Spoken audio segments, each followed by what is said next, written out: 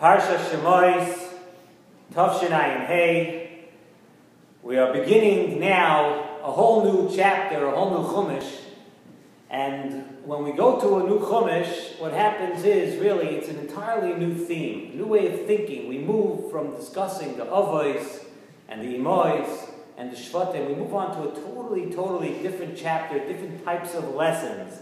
And right now, we begin to discuss Golus and Geula. As we discussed a bit last week already in Parshas Vayechi, but we now move straight into the inyan of Mitzrayim.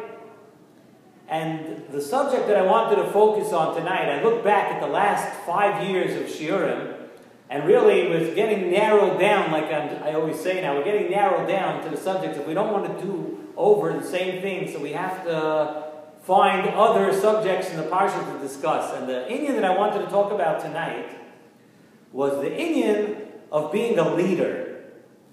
This week's Parsha, Parshas Shemos, Moshe Rabbeinu is born, and Moshe Rabbeinu becomes the person as we know him, as Moshe Rabbeinu.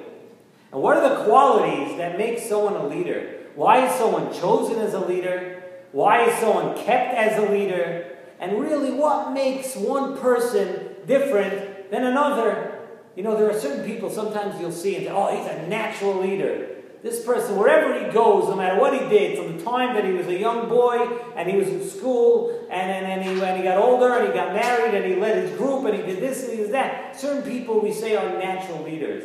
And are the leaders, the people that we see as leaders today, are these the leaders that the Torah speaks about? Are these the type of leaders? This is what HaKadosh Baruch Hu wants in a leader. And if you look at Moshe Rabbeinu, the overriding theme of the life of Moshe Rabbeinu, what made Moshe Rabbeinu into a leader, was number one, the fact that Moshe Rabbeinu was exceedingly humble. Moshe Rabbeinu was an Anav. There was no Anav greater than Moshe Rabbeinu. Moshe Rabbeinu was the greatest person to ever live, and yet he was humble. He himself did not think that he was anything. We see that this is almost a requisite for being a leader. And the other thing, the Medrash talks a little bit more about this, is the fact that Moshe Rabbeinu cared for every single living thing. Moshe Rabbeinu cared for every single Yid so deeply. Moshe Rabbeinu went and rescued the daughters of Yisrael, and they weren't even Jewish. Moshe Rabbeinu had Rachmanis on them. Moshe Rabbeinu saw that they were being roughed around by the shepherds that were coming to the well, and he went and he saved them. Because Moshe Rabbeinu cared about every single person, he cared about the sheep. Any living creature was high on the list of Moshe Rabbeinu. And these are really the two themes that created the leader as we know, Moshe Rabbeinu. The Pasuk says, Vayomer Moshe Elohekim, Moshe said to HaKadosh Baruch Hu, Mi anoichi, who am I, ki elech el paroi, v'chi oitzias b'nei Yisrael mi Mitzrayim. Moshe Rabbeinu says to HaKadosh Baruch Hu, who am I?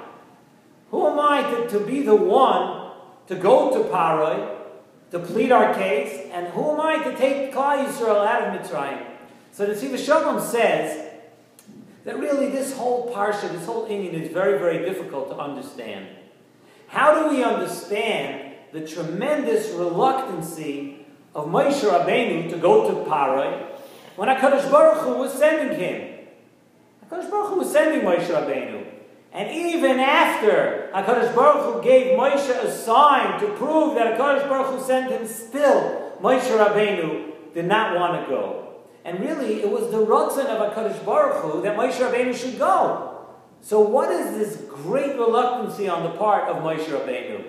So Nesivos Shalom brings down, first of all, a very interesting teretz that some Mepharshim want to answer to this problem. And they say that the greatest midah of Moshe Rabbeinu, as we mentioned, was his anava, his being humble. And if you have to be a shtickle lamdan over here to understand what they're saying. And if HaKadosh Baruch Hu was sending Moshe Rabbeinu to go to Paroi and take out Klal Yisrael, it must mean that only he could do that.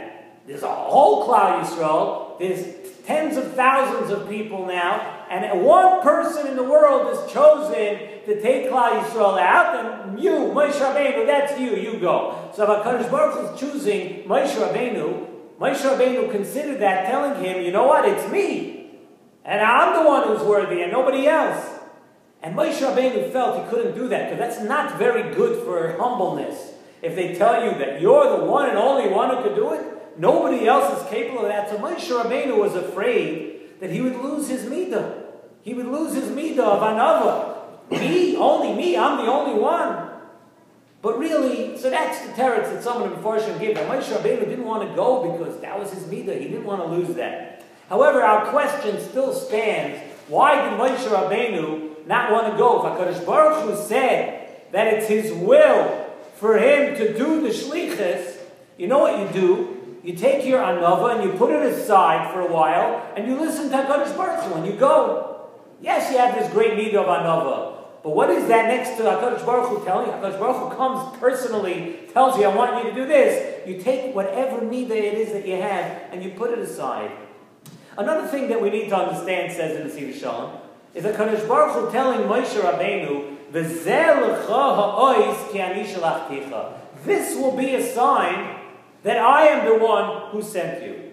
So let me ask you, did Moshe Rabbeinu have a suffix that it was HaKadosh Baruch Hu sending him? No, the problem here, Moshe Rabbeinu would say, of course he believes that HaKadosh Baruch Hu is sending him, but I don't want to go.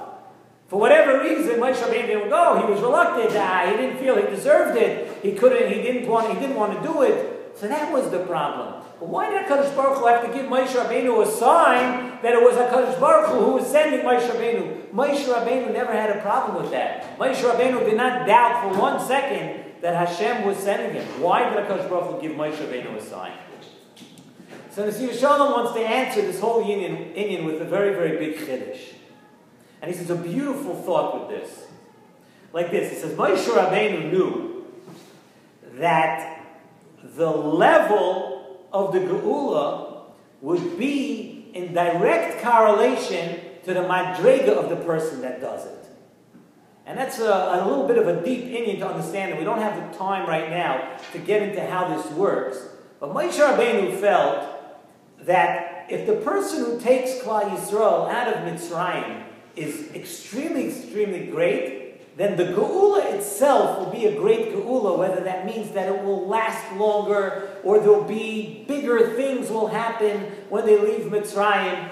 But the bigger the person that does the Geula, the bigger that the Geula is going to be. And if the Goyel, the person that does it, is in a high madrega, and that's the way that the Geula will be, and vice versa too. So Moshe Rabbeinu, who is such a great honor, he felt that if Hashem is going to send someone as, quote, as small as he is, then the Geula will be ba'ofen katnus also. It's not going to be a tremendous Geula. It's not going to be an everlasting Geula. And Moshe Rabbeinu plain did not want that. He did not want it that the Geula shouldn't be its full capacity. That the Geula should not be everything that Geula could and should be. And Hashem had told Moshe Rabbeinu to go. Hashem told Moshe Rabbeinu, go, because it's for the benefit of Klal Yisrael. You need to go. And there's no one else, HaKadosh Baruch Hu had to tell Moshe Rabbeinu, no, there's no one else that's going to do a better job at this Geula. So says the Nesivos Shalom, that's why the Pasuk says, Mi anoichi ki elech el Parai. Who am I to go to Parai? He uses that lashon of anoichi. And shalach no b'yad tishlach. No, not pshat that I really don't want to go. Because our question was, how can Moshe Rabbeinu tell HaKadosh Baruch Hu, I don't want to go? Moshe Rabbeinu was not telling HaKadosh Baruch Hu, I do not want to go. He's saying, Mi anoichi ki elech el Parai. No, send someone, but don't send me. There are other people who might be able to do this Geula on a higher level. Shalach no b'yad tishlach. You know what? Send Aaron HaKohen. Send my brother Aaron. He'll do a better job. He's bigger than I am. He's the one that's going to be able to have a greater Geula. It'll be on a greater oifen than if I do it. And that too explains, also says in Nesivos Shalom, how Moshe Rabbeinu, seemingly it sounds like Moshe Rabbeinu was having like some tinus. Moshe Rabbeinu was saying, Lama zeh shlachtani. Why? You tell HaKadosh Baruch Hu, why are you sending me? Umei oz basi el Parai. L'daber b'shmecha heira la'am hazeh. From the time that you've been sending me to go to Parai, things are just getting worse. Things are just, Moshe Rabbeinu tells him, Lo maharei yosa lo hazeh. HaKadosh Baruch Hu is sending me, and ever since you want to send me, things are just getting worse around here. So really, how can Moshe Rabbeinu, what does Moshe Rabbeinu mean when he's telling HaKadosh Baruch Hu that things are getting worse? The answer says in the Nesivos Shalom with the same theme that we just said. What Moshe Rabbeinu was saying was that since I am so small, that's why Paro sees it as okay to answer with such chutzpah to me. He's not paying attention to me. That things are just getting worse. Moshe Rabbeinu was not having a kind of how could you make things worse. Again, it was the humbleness, it was the anivos of Moshe Rabbeinu that was saying that HaKadosh Baruch Hu, you're sending me, you're sending Moshe Rabbeinu, you're sending just little me, Moshe, so look what Paro is doing to me. Paro doesn't see me as anything great. Paro is willing and able to answer me with such chutzpah and make it even worse for Klal Yisrael. Moshe Rabbeinu was the quintessential leader. He felt, I don't deserve anything. He felt, I am not the one to do any of this. And that's what a leader has to be. And you see what happened to Moshe Rabbeinu. Because he was so humble, and because there are many Mefarshim who say not just that Moshe Rabbeinu was humble, and that's why he got the shlichus, and that's why he turned out to be Moshe Rabbeinu. No, because Moshe Rabbeinu had, because he was an Anav, that's why he was able to get that. And Moshe Rabbeinu felt that if somebody else went to do the shlichus, Paro would not be able to answer in this way. And now we can also answer why HaKadosh Baruch Hu had to give Moshe Rabbeinu a sign.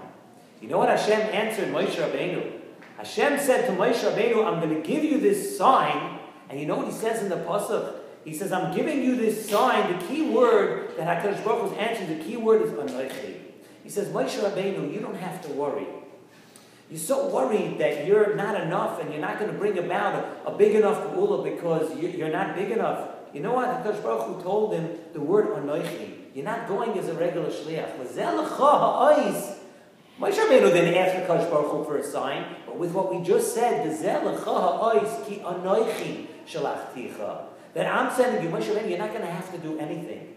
You think you're so small, but you are on such a level that you're going to be able to go, it's not going to even be you talking. When you go to Paro, you're going to see eventually, HaKadosh Baruch Hu is saying, that you're going to be on such a, it won't be any lesser type of a geula. It's going to be the type of a geula, ani v'loi malach, ani v'loi shaliach. Because Baruch was saying, it's not going to be you, it's going to be me. And everything, I'm just going to do it through you, but everything is going to be done through me. And Moshe Rabbeinu still resisted to go, because Moshe Rabbeinu couldn't understand this concept. What does it mean that I'm going to go and it's not going to be me? HaKadosh Baruch Hu understood very well. Moshe Rabbeinu, don't worry, you go, but it's going to be HaKadosh Baruch Hu really doing the whole thing. Moshe Rabbeinu was just looking at it directly. He couldn't understand the concept that I'm going to go, and it's really going to be HaKadosh Baruch Hu representing me. And Moshe Rabbeinu shows us in this parsha what it means to be a leader, and what a leader really means. And sometimes it's tough for people that have to lead to understand that what makes you a real success is not letting it get to your head. Not feeling that you are really something. Understanding that what makes you successful is, first of all, the people that made you a leader, because without them, you don't have anything. But you also have to understand the siyata d'shmaya from HaKadosh Baruch Hu, because why are you different than anybody else? We're going to lead somebody. Why should you lead? Let someone else lead. Let someone else. No, it has nothing to do with the fact that you're bigger and you're better at anything. If you are humble and you understand that it's a chesed from HaKadosh Baruch Hu, and it has nothing to do with you, that's how you become a successful leader. And then we also have to remember the second thing, that you have to care about every single human being. You have to care about every single thing. It can't be, I like this group and I don't like that group. These people live up to my standards, those people don't live up to the standards. That's not a leader. That's someone who could boss around a certain amount of people, or you could have power over a certain amount of people, but that's not a leader. So you want to be a leader? This is Leader 101. Look at Moshe Rabbeinu, the greatest leader that Klal Yisrael and this world ever saw.